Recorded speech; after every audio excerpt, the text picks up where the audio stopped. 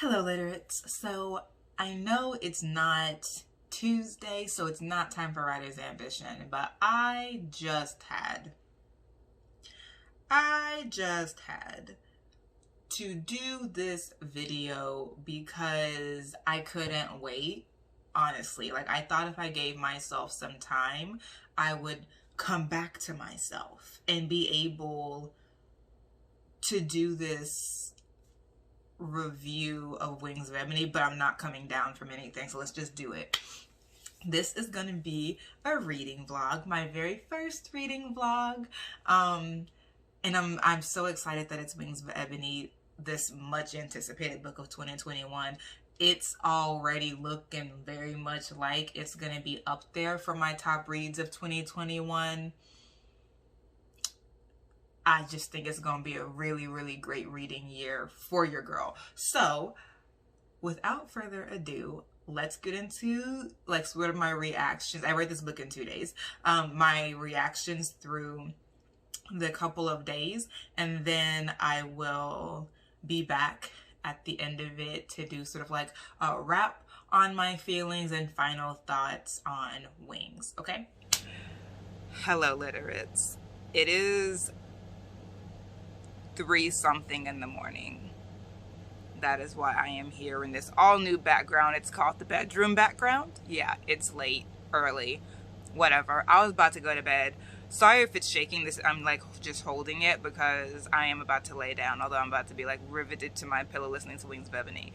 But I decided last minute to do this as a reading vlog and not just do a review when I finish, because this book is already really important to me, and I literally have only read an excerpt of it like a month or two ago, and it's just still important to me because I've been looking for a story like Rue since I was 16 years old, and that's just the truth. And anyone who has been on my channel for a bit and has been like watching my facts and factors of literature through the genres series, it was about the 4th episode when I was talking about I think it's like titled Why People Don't Read Black Stories, and I was talking about like the 4 waves of my awareness about Black stories and how I felt, and I was saying, oh, it was like when I was 16 that I realized that all the fantasies that I was reading and loving, I was always having to like revise the characters in my head to make them fit me, because they were all white and just like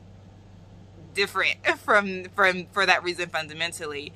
And when I decided that I wanted to read Black fantasy, when I became aware that I wasn't reading Black fantasy, I still didn't know how to find it, and that's when I decided that I wanted to be a writer. I started writing the book that I am now working on, my first YA fantasy that I've been like working on essentially for a decade, and I'm on like hefty revision number 6. In the same way that I am writing What You Write on Fire, because I've been looking for this story since I was 16, I'm about to stay up all night and listen to Wings of Ebony, because I've been waiting for this story since I was 16. Now, are there there are much more Black stories now besides Wings of Ebony than there was when I was 16, and I'm living for it. But I think there's also something to be said that like a lot of the post-Panther literature, which is what I'm calling the books that came out after Black Panther, the books that that came out after that, they've been great. First of all, let's just start there. They've been freaking amazing. But a lot of them are set in like a mythical African kingdom, which is fine. But I don't, when someone asks where I'm from, I don't say Nigeria or Zimbabwe or the Congo. Like, I'm not. I know people who are from there, but I'm not from there. I'm from Arkansas. And my mom's family is from Georgia, and my dad's is from Ohio. Like, I say I'm from the South, and I am. To read a fantasy, finally, that is about a Black girl in the American South. These books, like Legendborn, when it came out, all of these books, Daughters of Jubilation, finally reading stories in locations that are familiar to me, not just because the protagonist is Black, but because they are regionally familiar. That regional culture is familiar means everything. And so that is why this is going to be a reading vlog, the first one on my channel. That is why I'm about to stay up at near 4 in the morning, listen to Rue's story, because I've been waiting for it for 9 whole years, and I'm not gonna wait a second longer. Okay, so it's 4:07. It's still debut day of Wings, 4:07 p.m. So it's literally 12 hours later. I'm on chapter 14, and before y'all look at me and are like, weren't you wearing that same thing before you started Wings 12 hours ago? I'm wearing different pants. I told y'all I wear this hoodie all the time. It's the McLean Brothers Safe from Alexandria house. Listen, my love to that family of brothers is deep and abiding, and if you expect me to take off this hoodie anytime soon, you just have to stay mad. Okay, now I'm on chapter 14 of Wings of Ebony. I am where and every time I hear Bree's name, I think of Legendborn. But in my head, even though this Bree is white, in like an alternate universe in my head, she's talking to Bree Matthews, and I'm like, wouldn't it be so cute if they were friends? Anyway, so that she's called, or Bree calls her, even though she literally said I can't talk, and then Bree calls, which, like, don't you hate when friends do that? Didn't you just read my message? Okay, but Bree calls her, and she's like, hey, can you come, my magic isn't working anymore. And then Bree starts reciting the rules. Here's the thing, 25-year-old me is like, Bree, don't start reciting. But 16-year-old me, which still dwells in the corner of my mind, is like, now you know you would have been reciting rules at 16. 16-year-old me was Bree. I would have been like subsection A, addendum C. That was me. Yeah, it was. It's only now that I'm like, have a real mindset of like, don't tell me the rules. I'm aware we're still breaking them. I had to earn that apathy over the past decade. It was not always this way. But apart from just the funny little aside, oh my gosh, I love it like I thought I did. Oh my, and even more, this is the importance of windows and mirrors. For the artist, and Alice Walker talks about this in her grouping of essays in Search for Our Mother's Gardens. Now y'all knew I was going to theorize this book. Stop playing. Come along. This is the importance of models for artists. Writing a book, writing a story, even when like everyone is black. In my story, like, everyone's black. I was like, is it okay for me to say nigga? Cause like, as a writer though, as a reader, it's just pure bliss. Like reading someone who talks like me, even if we're not from the same exact socioeconomic background or geography, beyond the regional, which like Southern pride. But as a writer, being like, yo, our characters can say the N-word. Oh my gosh, I was in bed and I was in bed and like fighting off the spirit of sleep, and was still like, yo. So I'm just falling ever more in love with this book for doing the things that like either I didn't know I could do in my own manuscript, or doing things that I am doing and have done, but like in the back of my mind thought that it was gonna have to be edited out at some point. And now I'm like, wait, that scene that I wrote that I love could actually stay in there. Oh my gosh, this is game-changing information. So as a reader and a writer, I'm just loving Wings of Ebony so freaking much. Oh my gosh. And like at the end, when I've read the entire book, we'll talk more. But I'm definitely like, in my mind is percolating a little bit, because I just finished reading The Dark Fantastic, Raising the Imagination from Harry Potter: The Hunger Games, and she was talking about Rue, you know, the little girl from District 12,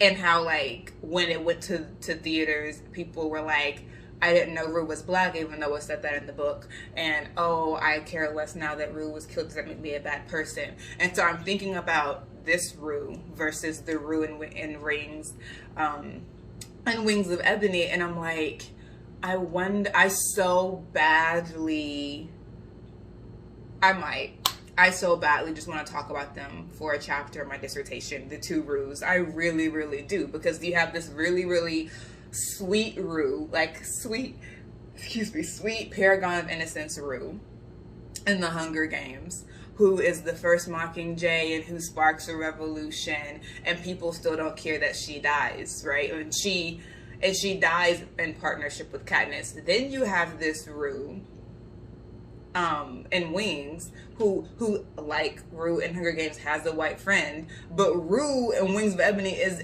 by no means trying to give her life for a white girl. Which like they're best friends and that's fine, but Rue is putting it all on the line for her community.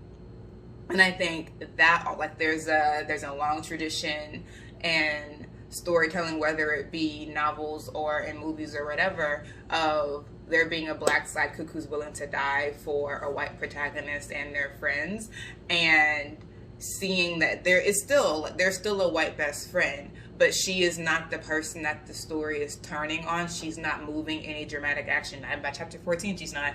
And Rue is not considering dying for her. And the ride or die is going in Rue's direction. We love to see it. Like, it's not like, oh, Brie, I'll ride and die for you, which it's reciprocal. So not that she wouldn't, but like, she's not being asked to put her life on the line for a white girl. She's not. Like, we're friends, would I do whatever for you? Yeah, but like, she's focused on her sister and her community, and I love that so freaking much. So we'll talk about it later when I've like had time to like think and read through the entire book, but I'm definitely thinking, I'm definitely loving just like meeting Rue and learning this Rue, but I definitely, in my mind, I'm like, these two Rues are completely different. One was willing to be a paragon of innocence and spark a revolution, and Rue is like, Trick, I'm the revolution. It's me.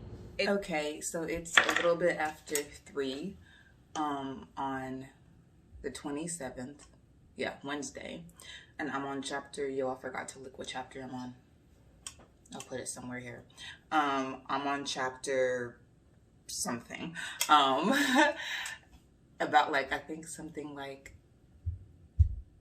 a little under 5.5, maybe 4 hours left in the book. I don't remember. But I'm at the part where it's 11 months prior and Rue just had magic bound to her. So first of all, I need the general and the chancellor to die, and I haven't decided about Brie's mom yet. I have basically decided about Brie's boyfriend. I don't like him. I don't like him at all, nor do I trust him. I am glad, because I was almost like, Brie about to get canceled, but I'm glad that Brie takes her ride or death duties seriously and didn't tell him not a damn thing. But I don't trust him. I already didn't like, I didn't like it when he was there at all, because like, this is not your business. We're not really a trio. You're more of a +1. +1s don't belong in the inner sanctum when stuff hits the fan. So you need to not be here. But so when his presence was announced, I was already like, why? Why are you here?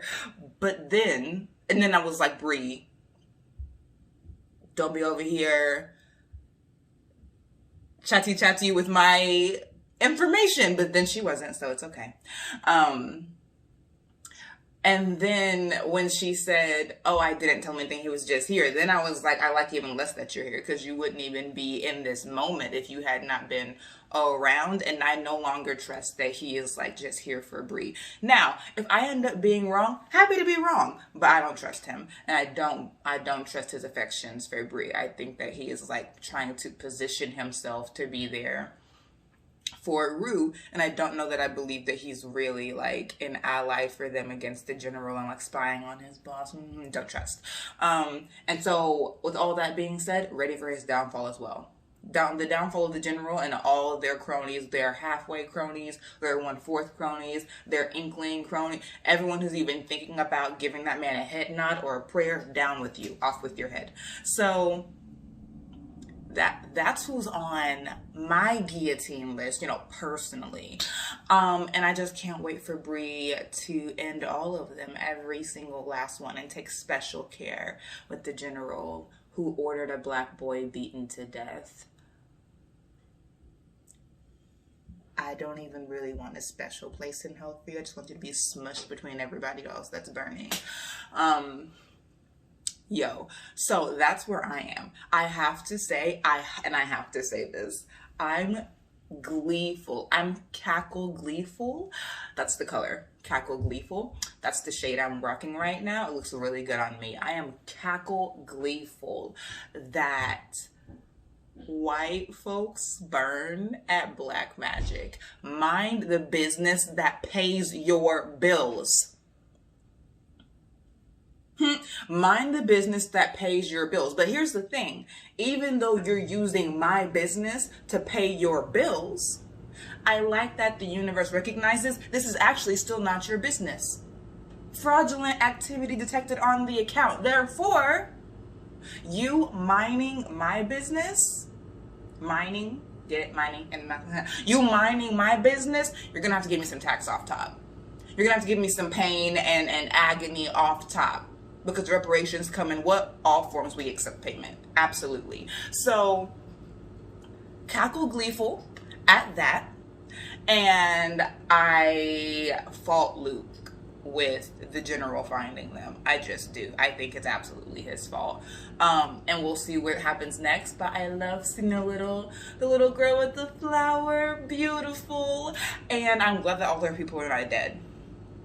Really glad. Wondering, well, I mean, probably just, maybe for purposes of the book, but I'm wondering why Asim didn't bring her sooner. Like, okay, she ain't like you, but don't act like you don't know why. Of course she didn't like you. Does that mean you have to wait darn near a year to bring her to her people? Why must we be in crisis before we deserve to know our ancestry? It doesn't make any sense. So, that's just me. I'm a contrary somebody. I don't accept his excuse if she wasn't ready yet. Bring me my blood. Bring me to my blood. That's nothing that I have to earn or deserve or satisfy your blood heals. So bring me to my blood. Whatever. Maybe he was like, she don't like me, so she won't like you. But check it, boo. She don't like you because you weren't there. They didn't have to do her. And I'm sure she would have been grateful to learn about the real history of that place and her people. She'd been looking for it for a year. So that's me. I'm sure there are arguments be launched in Asim's defense, and I don't not like him. I mean, you weren't there, so I'm also on Team Bree. Like, you have to earn your marks, but I'm not team against him. I'm just on team perpetual, indefinite side-eye. It's always that for me. It's always. So, not that I don't trust him. I'm just not super pleased with his decision making thus far. So that's where I am. I'll check back in later because I wanted to dedicate 10 hours of my life straight to reading Wings of Ebony, but actually I think I needed to pace myself, not because the spirit is willing, but the flesh is weak, but because the spirit is overwhelmed. The spirit is overwhelmed. There's a lot happening, and I need time. I need time to process what the heck is going on. Also, am I the only one that is seeing the parallels between Prim from the Hunger Games and Tasha? Is it just me, like the innocent sister who you go out of your way to protect? We love that. And then they're sweet and people around look after them, and she has a cat that she loves. This is all giving me very Prim. Now, Tasha is no Prim. In the same way that Rue is no Katniss. I'm just seeing parallels. There are distinct and lovely differences. I'm just like, this is giving me a lot of material for my chapter tentatively titled The Two Rues. and I'm loving it. It's making it so great for me. So thank you, JL, for the parallels we'll take. But yeah, that's just very interesting to me, the parallels between the Hunger Games and Wings of Ebony, and the points of departure, right? Like the differences in the story and the characters and the meaning of sacrifice and what sacrifice requires of the protagonist, and the characters around the protagonist who get sacrificed. All very interesting to me. But anyway, this is a vlog, so those are my just like reactions, and I'm going to have lunch with Rue now, which is just me eating lunch while listening to the book before I have to get back to this dissertation. So okay, I would like it to be on the official Wings record that I didn't like nor trust Luke from very, like, I didn't like that he was around from the beginning, definitely. Maybe that's just me. Maybe I'm just that girl who's like, my friends don't need friends. And I'm not that girl. But as soon as she was like, Luke is always around, I was like, don't trust. That's just me. I don't trust. So the fact that I didn't want to be right about that, honestly. I'd have been happy to be wrong. Because the fact that he got her basically jumped, yeah, we have issues. And then you got Miss Leola involved. You can catch these holy hands. And the fact that he caught them at the end, I'm always the girl who's like, no to forgiveness. No to our protagonist being like, he's not even worth it. I've come so far. I'm never gonna walk a country mile long enough to keep me from getting to you, baby. When I see you, you're gonna get these hands. That's where I am. And the fact that Rue and I were equally yoked in that matter, fun times to be had by all. Fun times to be had by all when she knocked his teeth in. And then when Bria was like, can I get at that? I loved it. She was like, Brie looks a little sick. Brie got her second win to kick his tush that day. I was very here for it. Oh, speaking of Brie, I'm glad she came around. She took her time. But she, you know, we all have our own journeys. And we can only walk as fast as our feet are gonna carry us. No one else's. So I'm glad that Brie came around in time to contribute to the task of getting this work done. I like that Brie was contributing to the task of getting this work done. There was zero white savior foolishness in this book. Okay. So post Wings me.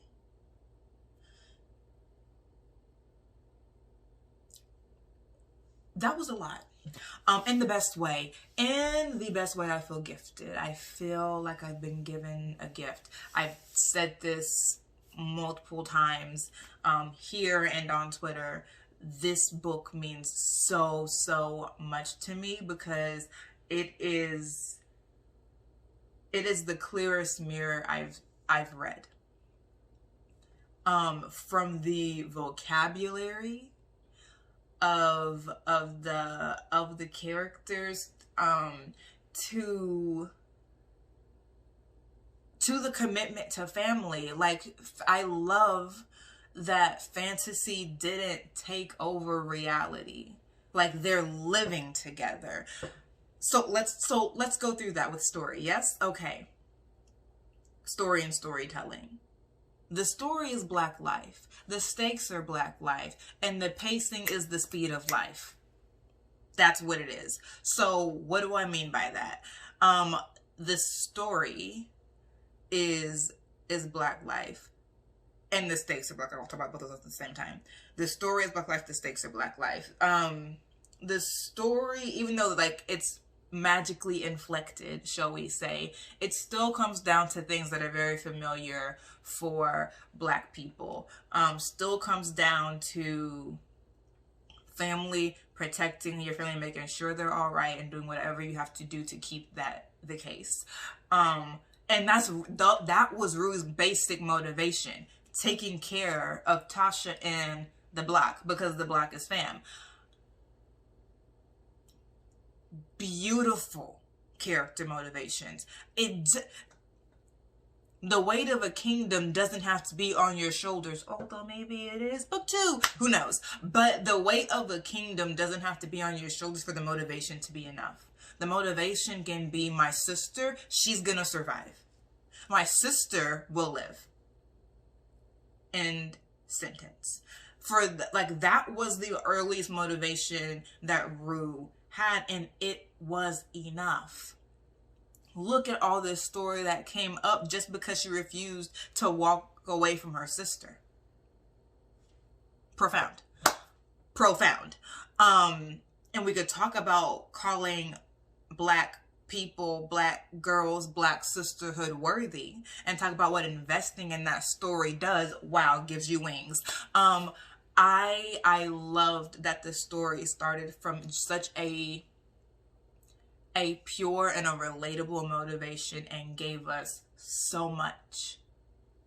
So much. I love Brie. I am detoxing from Legendborn as well. I literally finished it the day before I started Wings of Ebony. I love Rue's character development. I love Rue, period. Like, can we talk? Side note, I love that Rue is not a silly protagonist. Like, I'm not 16, I haven't been 16 in a long time, but some of these 16-year-olds should be offended. Not about Wings of Ebony. By that, they should be encouraged. But some of these books be making these teenagers sound goofy as heck. Like, goofy, silly, undeveloped. Like, Rue. It's because there's an actual Brie in this book as well. Rue. Oh my gosh, can we get some crossover fanfic? Can they get together and do a thing? Can y'all get together and do a thing? Can Elle and Tracy Dion do a thing? Okay. They're both in the South. That could be a thing. Anyway, I love Rue's character arc. I love that she goes from calling Asim to Dad. I love that. I love that she goes from saying, Tasha, go with Miss Leola, to saying, but dang, didn't Mom raise the diamond? And she's been saying that the entire book. Beautiful phrase, by the way. Give us, J.O. Serve. Thank you. Give us something to hold on to. I love it. Anyway, I love that she's been saying Mom raised the diamond the entire book. But when Tasha comes back and says this very familiar phrase that's familiar to us by now, Mom raised the diamond. 2 of them. I lost a mom too, but she raised me too. And I don't want to leave you either. Like, we're sisters. If we're going to ride out, we're riding out together, because you protecting me doesn't mean that I don't want to protect you too. And I don't think that Rue would have been able to hear that 5 chapters previous at the beginning of the book. She wouldn't have. She goes through some things. This is not a spoiler review, so I'm going to be a little... that was mysterious and vague. Yeah, that's what that was. I love that she grows to allow Tasha to walk in the identities that their mother might have raised them in as well. I love that she gives Tasha that space. I love that that she allows herself to have a team, not just community. She's writing out for her block the entire book. I love that, not at the very end, but like when we're getting nearer, she's like, you know, let me make a call. I love that she makes that call that she makes and says, hey, I need you to gather our people so that we can handle this, because it's very strong Black woman tropes are very dangerous and deleterious to Black girls. It's enough of teaching them that they have to do things alone because nobody can. What that will lead to is a fracture and then a shattering. And it's hard to put back together that many pieces when you're riddled with shame that you're broke in the first place because strong black women don't break. None of those things are true. So I love that we see, right? We see the strength of Rue, and we see her have some strong black woman tendencies, but then she also comes to being strong doesn't mean that you do everything alone. And I love that she comes to that. I love it. I love the presence of black boys in here and as love interest, because that's not always the case, even in black fantasies. And I love to see it, because I was talking to one of my CPs and she was saying, yeah, it was really hard to get my brother to read when we were younger, because he's not the type to read books where he doesn't see himself, and not see himself like, oh, I'm funny, so-and-so is funny, so I see myself. If they weren't black, he wasn't reading them. So he didn't read a lot when he was younger. And we've made great Tristan Strong punches a hole in the sky, happy to see it. Like, there have been strides of black boys in fantasy, but we still need more. And even when black boys are not the protagonists, them being there supporting characters, them being love interests, like them living, it does something to see. By we I mean black people, we know what it does to see stories constantly where you're not there, which implies that you're not alive. Like, you don't live in these type of worlds. You can't have these type of adventures. And I see a lot of things where black girls as the lead, and I love that. But I love also that we're seeing black boys in Wings of Ebony too, and we're seeing black men. Love that.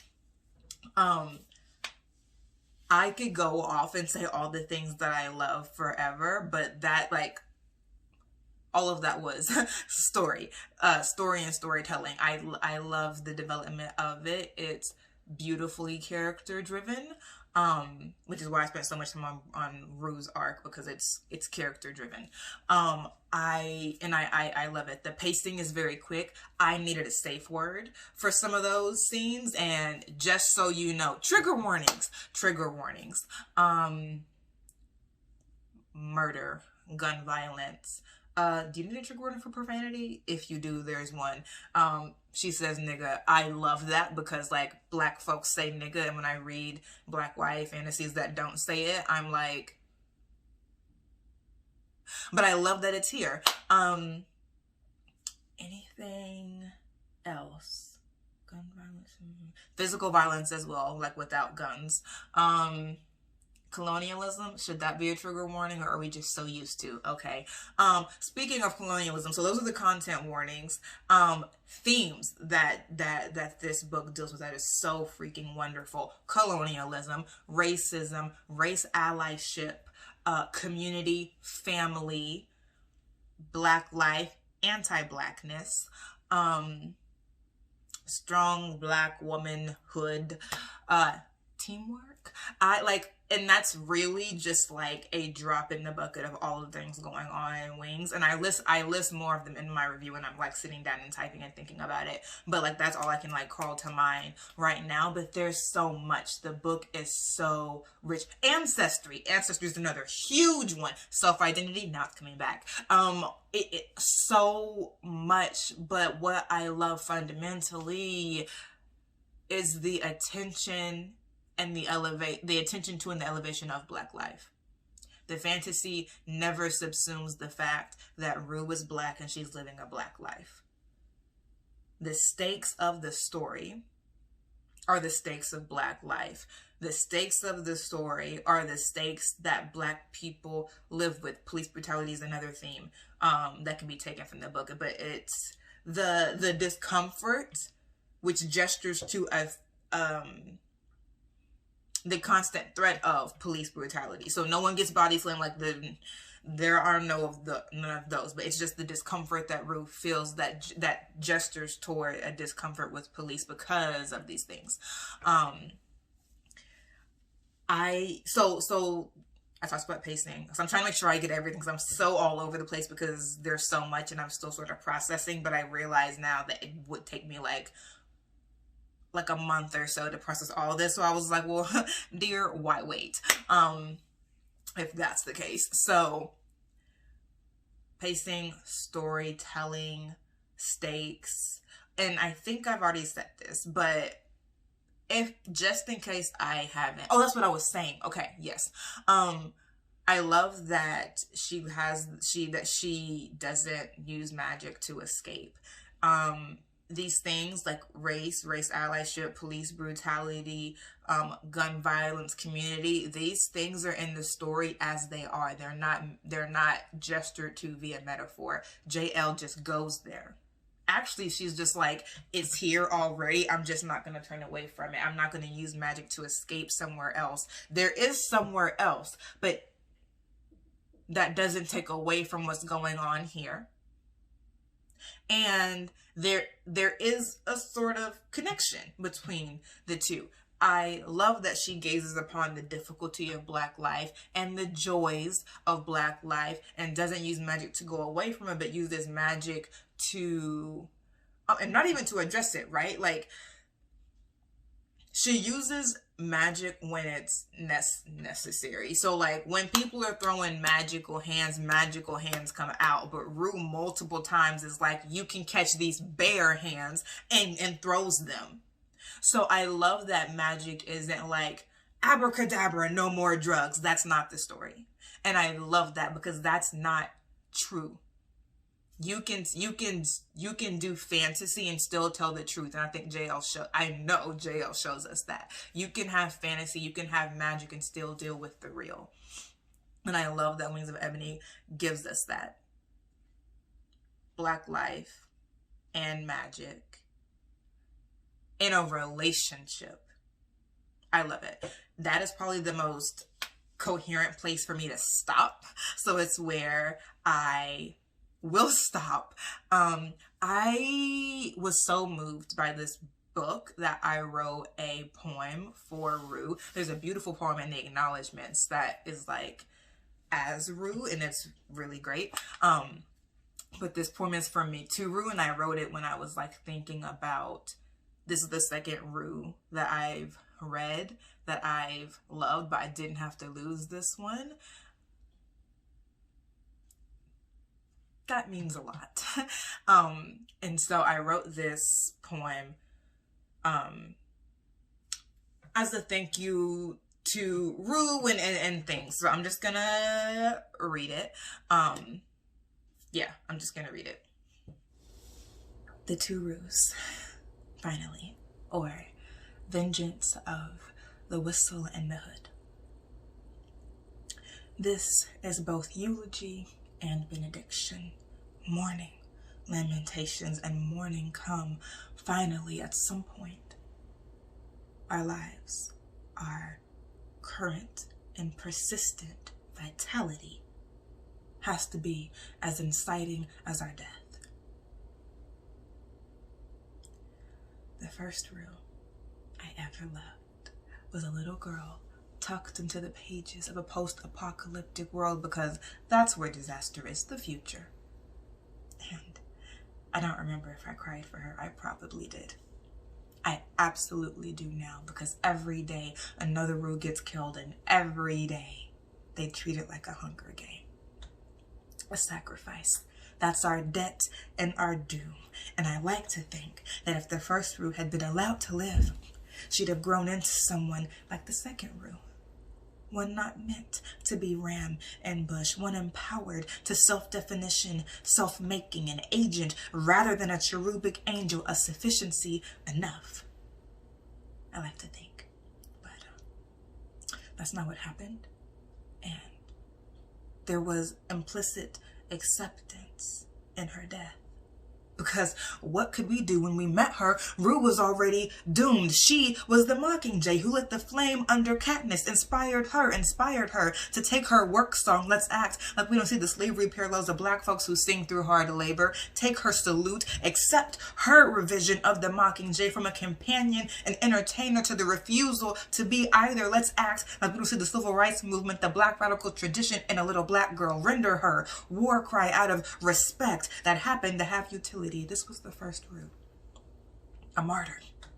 Like so many black characters before her, written to die. Strategic reference instead of fond nostalgia or even bitter regret. The second Rue. The second Rue I ever loved would have shown Katniss how to wage war. Finally, a Rue who refuses to be anyone else's spark, who's self-possessed with it, keeps her spark for her and hers because she gotta be. Wanna be spark too, and ember, flame, and raging inferno. A Rue who is allowed to be more than the first and first dead, who is allowed to do more than fly and sing, because we are not just pretty and amusing birds bred from the thing meant to kill us, slaves, I mean mockingjays, nor are we their remains. They live in us. We are a reckoning of their bones. We're not rootless people destined to die on foreign soil, because home is where fam is. Home is block, and we're not stuck here. Rue wasn't stuck there. And she didn't need a mockingjay. She needed a Sankofa bird with silver locks, both rough and soft, to carry her to caves hidden and sanctified. Is it lost on you that this is not a Back to Africa campaign? That ain't always it, because we were always more. Finally, a Rue who goes on mission and comes back. Finally, a Rue who refuses to die for a white protagonist and fades to black. A Rue who is the black. The night sky, the engulfing force of every forgotten black girl who started something she didn't get to finish. Finally, a Rue who comes like an avenging angel of the block, the hood, the fam. A Rue who gets gully with the deliverance. A Rue who will cuss you out, grab her people, fling off that haunting and holy black hood, walk the streets of her hood whistling. It is not finished.